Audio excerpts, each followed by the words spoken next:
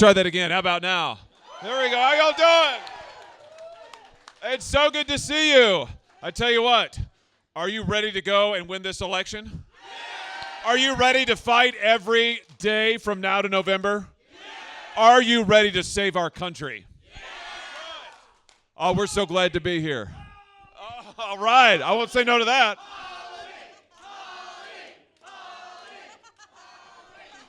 I've got some special folks here with me today. I'm holding one of them right here. This is my baby girl, Abigail. Can you say hi? Abigail, how old are you now, baby? 3. She's 3. Abby, what is your favorite color? White, pink, purple. White, pink, and purple. Abigail, do you have any brothers? Blaze, Elijah. Blaze and Elijah, who are not with us today. Blaze and Elijah are with Grandma and Grandpa, but Abby is here, and she is the belle of the ball. Anything else you want to say, baby? Anything else you want to say? She's thinking about it. Hi. Hi.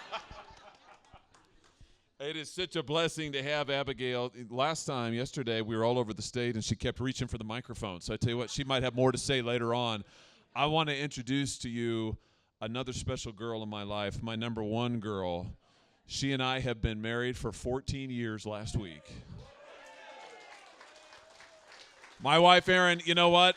I still remember the first time I brought Erin home, and I've got a sister at home. I've got a younger sister, and I brought Erin home, and my sister said to me afterwards, she said, that girl that you brought home, she is absolutely amazing. Why is she dating you, Josh? But I tell you what, 14 years ago, she said yes. And as soon as she said yes, I was like, can we get that in writing? And let's get this done. Let's get that wedding scheduled. I am the luckiest man in the world to wake up every day with Erin Hawley, who is the most amazing woman I know. And I thought maybe you'd like to hear from her. Here she is to say a few words. Babe, come on up here. Thank you all so much for being here. Thank you, sweetie. And I just wanted to share a story I've shared before when Josh was first running for Senate. And as some of you may know, I was not enthused about that idea. We had just done a statewide election for the Attorney General. And so people were coming to Josh and saying, would you like to run for Senate? We think you would be great. We need someone. Can you jump in the fight for us? And my response was absolutely not. We had 2 very small boys. We just drugged them all over the state, and here we were going to do it again. But we thought about it. We prayed about it. And at the end of the day, I think Josh and I both felt that we had our boys, and we wanted to be able to look at them later in life and to be able to say we did what we could in the moment. And that was one moment 6 years ago, and here's another moment. I am so proud of the job Josh has done. He represents us in Washington, D.C., and that's not something you can say about a lot of people. I'm proud of him, and with further ado.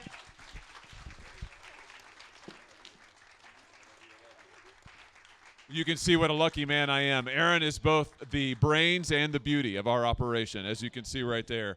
Listen, I tell you what, it is such a privilege to be with you today. But I have to be honest with you, we are meeting at a time of great trouble for our country. Isn't that true? Our great country, our beautiful country, the greatest country in the history of the world is in trouble as we meet here. It's in crisis. As we stand here today in the heartland of this great country, our border is wide open. As we stand here today, thousands of illegal migrants, thousands, are pouring across that border, bringing drugs, bringing crime, bringing gangs everywhere into this state. You can't go to a school district in this state and not find drugs that have come across the southern border. Fentanyl is the #1 killer of young people in our state. Where does it come from? Not here. Where does the meth in our state come from? Not here. It all comes from across the southern border. We've got more human trafficking, sex trafficking in this nation and in this state than we've ever had in American history. Where is it coming? Why is it coming? Why is it happening? It's because of the southern border. It is wide open. Every sovereign nation in the history of the world has a border. And now the liberals in Washington, D.C., and frankly, unfortunately, in this state, want the United States to have no border. They want it to be open. They want us to be overrun. And as a consequence, we've had stabbings here in the state of Missouri. We've had young people mowed down like Travis Wolf, young kid, younger than my boys, killed by an illegal migrant all over this state and all over the country. You look at what's happening with our energy production in this country. We don't have it. This administration came in, shut it down. Can you afford your gas? Can you afford groceries? Can you afford to even service your car? Well, you can thank the liberals in Washington, D.C. You can thank the crazy, nutty leftists. That's what they're doing to this country. They are making China rich, and they're making America poor. They're taking away our jobs. They're taking away our farming capability. They're taking away our strength as a nation, and they're shipping it out and shipping it overseas. They're taking away our free speech. They're taking away our rights, our right to raise our own kids. They're teaching our kids in school that this country is fundamentally racist and evil. You know, that we were founded, they say, in 1619, not in 1776, that we were founded with the slave trade. That is such a lie. I just want to say something today that the leftists need to hear. This country is not a country of oppressors. This is a country of liberators. We are proud of that. We're proud of our history. We're proud of who we are. We're the nation that freed the slaves. We're the nation that fought for freedom. We freed a continent because we chose to do so. That's who we are. That's who we are. But this country is in crisis today everywhere we look because of the radical left. And to be honest with you, we need to say clearly who is responsible for the crisis that we find ourselves in. And it doesn't give me any pleasure to say it. It's not as if we enjoy it, but we've got to tell the truth. And the truth is, it is people like my opponent in this race, Lucas Kunce, and his friends who have put us in this situation that we are in today. That's right, you can boo for that. It's bad. It's bad. Now, you may not have gotten to meet Lucas Kunce yet. Well, I tell you what, the truth is he doesn't spend a whole lot of time around here. Lucas Kunce, he started running for office 20 years ago. 20 long years, and he's not that old of a guy. I mean, he ran his first race for something or other when he was 24 years old. He's been running for office ever since. Spends a lot of his time in Washington, D.C. In fact, he just told a newspaper not long ago, he said, I love living in Washington, D.C. I get to go to fancy events and do all kinds of fancy stuff. Well, I tell you what, we may not be fancy here in the state of Missouri, but we are proud here in the state of Missouri. We respect ourselves here in the state of Missouri, and we deserve some respect from people like Lucas Kunce. Oh, Lucas Kunce, I tell you what, he may be the nuttiest guy ever to run for the Senate in the state of Missouri. I mean, his policies are nutty like you wouldn't believe. Let me just give you a sample. I mentioned the border a second ago. Do you know Lucas Kunce is opposed to a border wall? He doesn't want a wall. He wants an open door. That's right. You can boo for that. Let me just ask you, is that what you want? Is that what's good for your family? Is that what's good for this state? It gets worse. Lucas Kunce wants amnesty for every illegal immigrant here in the United States of America. Amnesty! Is that good for the United States of America? Is it good for Missouri? No, it's not. It's nuts. It's absolutely nuts. Gets even worse. Lucas Kunce wants you to pay for illegals' health care. That's right. He wants to open up the border. He wants to send in the drug cartels, send in the traffickers, send in the criminals, and then he wants you to pay for gold-plated health care for them, plus their benefits. Do you want to do that? No. I mean, is that where you want your children's money to go? No. Is that good for Missouri? No. It's crazy. It's absolutely crazy. But I tell you, it's Kunce. That's Kunce. Let me tell you what else is crazy. Here we are in farm country. We have any farmers here? Anybody? Yes? All right. That's awesome. Give yourselves a round of applause. You are the backbone of this state. You are the backbone of this nation. And I tell you what, here's what Lucas Kunce wants. He wants to ban every gas and diesel truck and tractor in the United States of America. He wants to outlaw them. It's unbelievable. He wants to outlaw them. This guy has got a plan to get rid of all fossil fuels, all of them. And by the way, all of the fuel that we blend with the fossil fuels. Here in this state, we produce corn, we grow soybeans. We've got our own renewable fuels that we blend, liquid fuels that we produce in large quantities. He wants all of those gone, every single one of them. Totally crazy. So listen, if you drive a pickup truck, you can just turn your keys in right now to Lucas Kunce. Your tractor, your combine, shut it down. Lucas Kunce doesn't want you to drive it. He doesn't want you to have it. What will that mean for us? I tell you what that will mean. It will mean that if you drive to work, you're going to be stranded. It will mean in the field, you won't be able to get out into the field. You want to harvest, you won't be able to do it. You want to plant, you won't be able to do it. You want to use fertilizers that have any kind of input from fossil fuels, you won't be able to do it. He would crash this economy. He would destroy every farmer in the state of Missouri. But you know what? When he looks at farmers, he doesn't see opportunity. When he looks at farmers, he sees what he says is the number one threat to America, and that's climate change. He thinks that you are the problem. He looks out and says, my gosh, these people, if we just take away their trucks, if we just take away their tractors, if we just take away their combines, America would be better. Would we be better?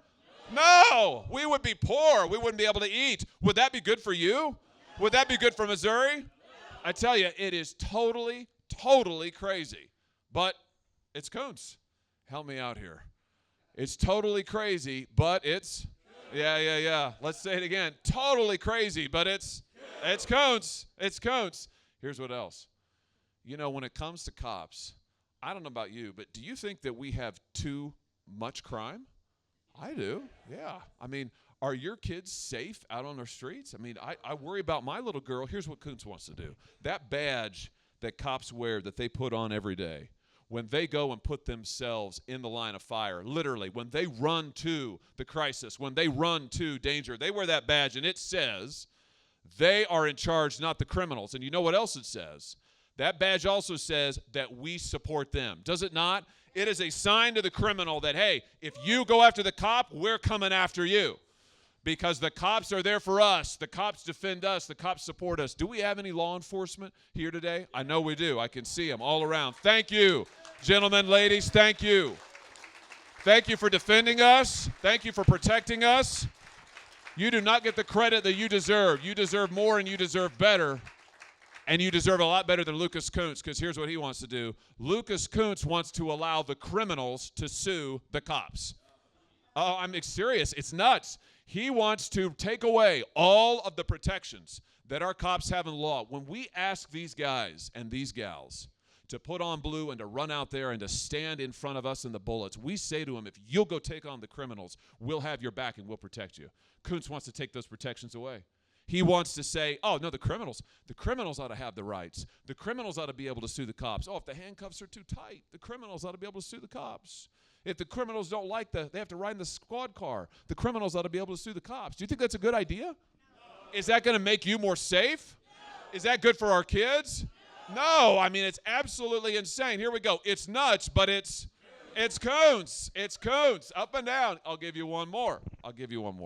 You met my little girl. She's 3.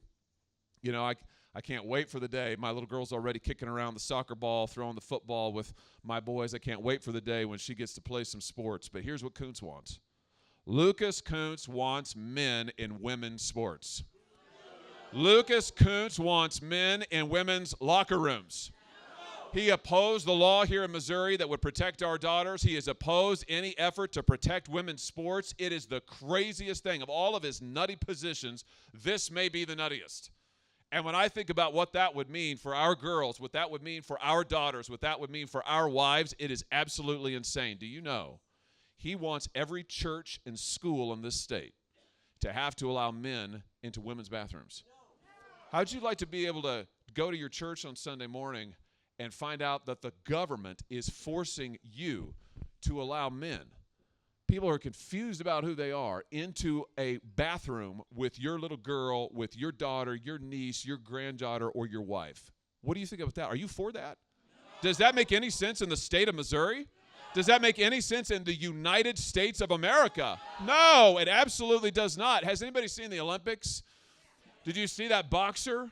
You know, the boxer who is genetically male and is out there just pummeling the females, destroying the sport. That will be the state of Missouri. If Lucas Kunce gets his way, that will be Missouri women's sports. There won't be it anymore. My little girl won't be able to play sports. Your little girl, your granddaughters, your nieces, they won't be able to play sports. No, all because of this radical left-wing agenda. Do you know Kunce even wants to have schools, our schools that we pay for, with our tax dollars. He wants those schools to teach our kids in kindergarten about gender identity, that there's not one gender, two genders, three genders, but like 300 genders. That's what he wants. That's what he wants. Leave the kids alone. Amen? Leave them alone. Leave our daughters alone. Leave the kids alone. Let the parents raise the kids. Are you for that? That's what we believe in. That's what we want. That is not too much to ask. I tell you, this whole agenda is absolutely nuts. And I'll just give you an example. You know, in the Senate, I get to have hearings from time to time, and you may have noticed sometimes I like to ask some questions. Just one or two, you know. Just a few. Some these people, they need to get a question, you know what I mean? So we were having a hearing not long ago in the Senate, and of course the Democrats had called it because they control the Senate. And here's the deal. We've got this hearing, and it's supposed to be about women's rights. Now, you think we'd start with maybe women could be safe in bathrooms and locker rooms, maybe women be able to play sports. No, that wasn't it at all. The Democrats' star witness, female professor from the University of California, a place where my opponent, Lucas Kunce, would fit in just perfect. I mean, he ought to run for office in California or Venezuela, you know, or China. So you've got this professor, and I noticed as this hearing is going on, she does not ever say the word woman.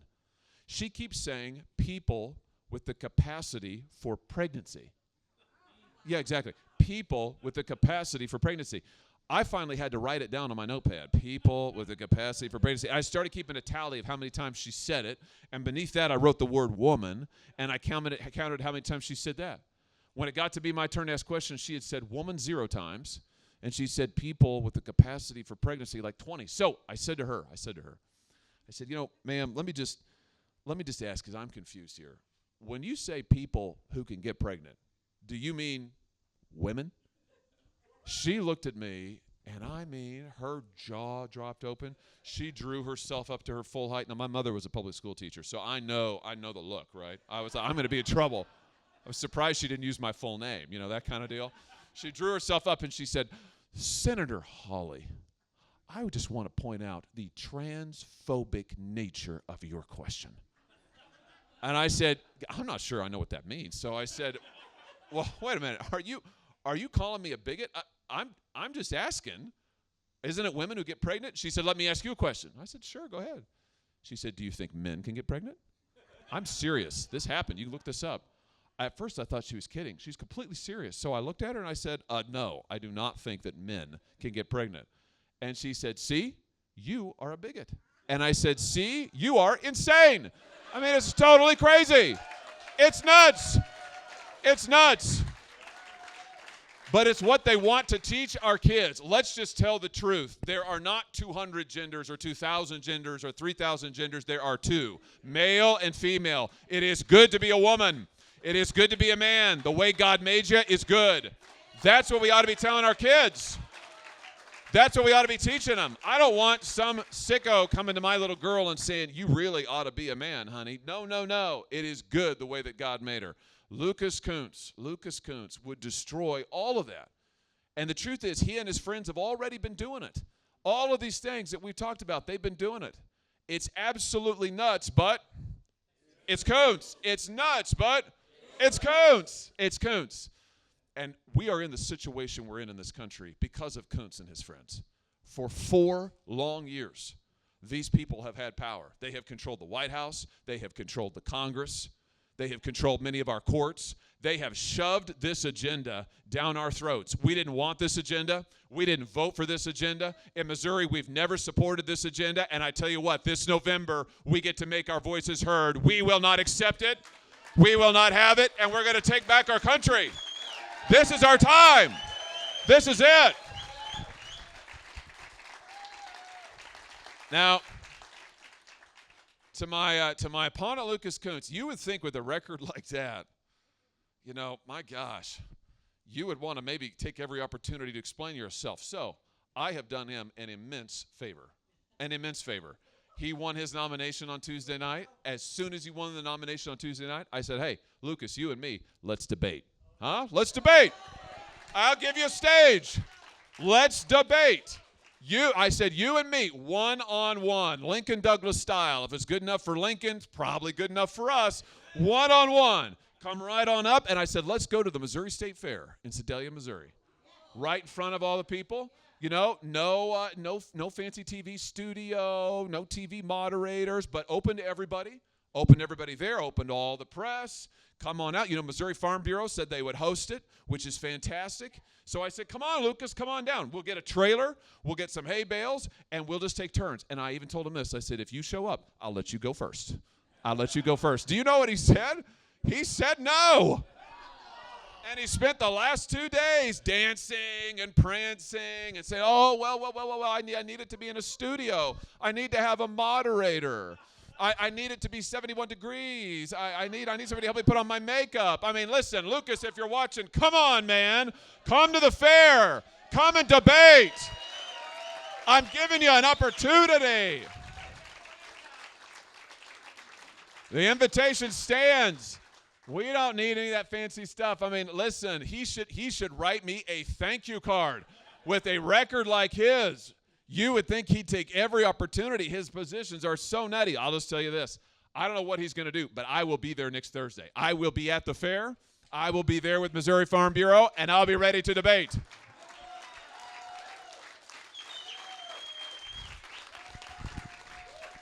You know, here's the thing. At this moment of crisis for our country, this is what it is, this moment of crisis.